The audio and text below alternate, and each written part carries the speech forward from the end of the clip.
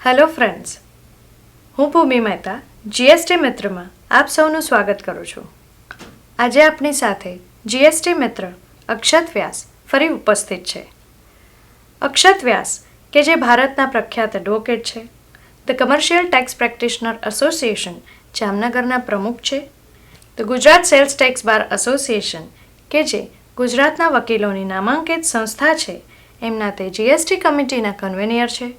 આ ઉપરાંત એમણે ઘણા ટેક્સ વિષયક પુસ્તકો, ન્યૂઝપેપર્સમાં આર્ટિકલ્સ અને વક્તવ્યો પણ આપ્યા છે.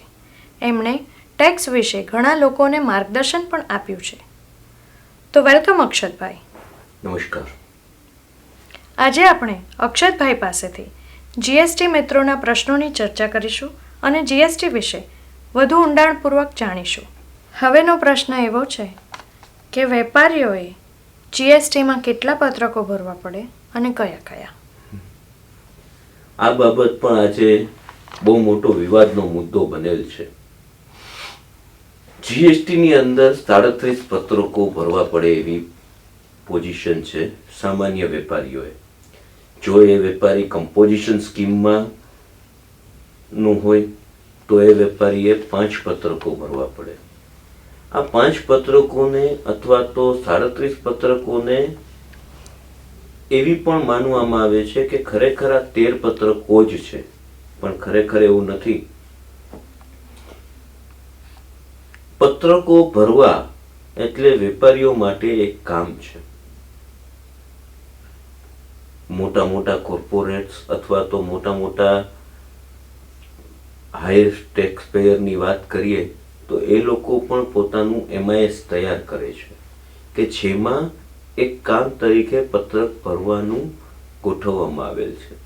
જીએસટીમાં GSTR 1, GSTR 2, GSTR 3 આવા 3 અલગ અલગ પત્રકો દરેક વેપારીએ દર મહિને ભરવા પડશે.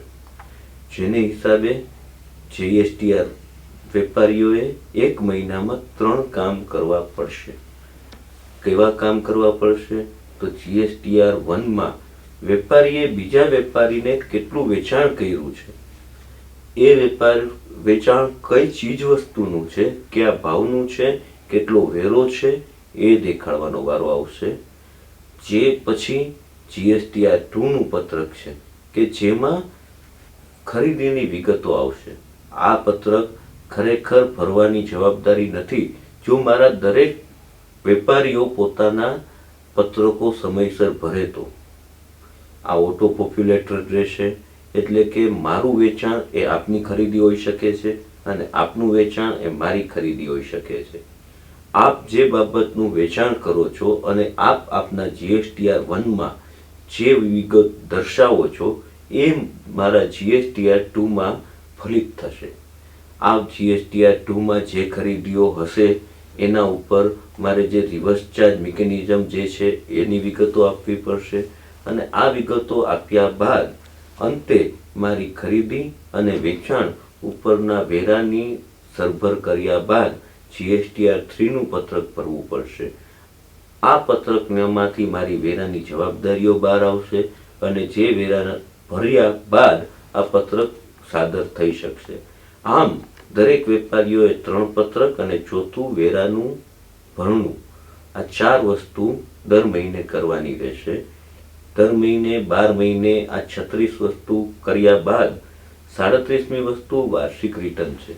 વાર્ષિક રિટર્ન બાદ જો વેપારીનું ટર્નઓવર અમુક મર્યાદાથી વધારે હોય તો ચાર્ટર્ડ એકાઉન્ટન્ટ કે કોસ્ટ એકાઉન્ટન્ટ પાસે વેપારીએ ઓડિટ કરાવવું પડશે અને આ ઓડિટ રિપોર્ટ પણ જે તે રીતે અપલોડ કરવો પડશે. આમ GST basically a compliance based tax and one has to be particular throughout the year. 1 થી 10 તારીખમાં GSTR 1, 10 થી 15 તારીખમાં GSTR 2 અને 15 થી 20 તારીખમાં GSTR 3 અને 15 થી 17 તારીખ વચ્ચે પેમેન્ટ. આ બધી જવાબદારીઓ વેપારીઓ ઉપર રહેલી છે. કોમ્પ્લેક્સ છે, આટીકૂટીવાળું દેખાય એવું છે, પણ આપ વેપાર કરો છો.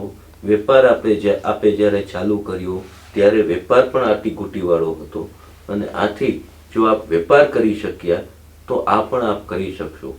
હા, આપને એ પ્રશ્ન જરૂર હોઈ શકે છે કે આપણે વેપાર કરીએ કે જીએસટીની આંટીઘૂંટીઓ પૂરી કરીએ. મિત્રો, વેચાણ કરવું, ખરીદ કરવું, ટેક્સ ભરવો આ બધું વેપારનો ભાગ છે. માત્ર ખરીદ વેચાણ કરવું એ જ વેપારનો ભાગ જો આપ સમજતા હો તો સરકાર આ માન્યતા બદલવા માટે અત્યારે કાર્યશીલ છે. અને સરકાર આજે ટેક્સેશનને બિઝનેસનો પાર્ટ બનાવવા માગે છે. અને જે બિઝનેસનો પાર્ટ પહેલેથી હતો અને આજે છે એથી ટેક્સેશન પણ આપના ખરીદી અથવા તો વેચાણ જેટલી જ જરૂરિયાતવાળી વસ્તુ જીએસટી આવતા બની રહેશે.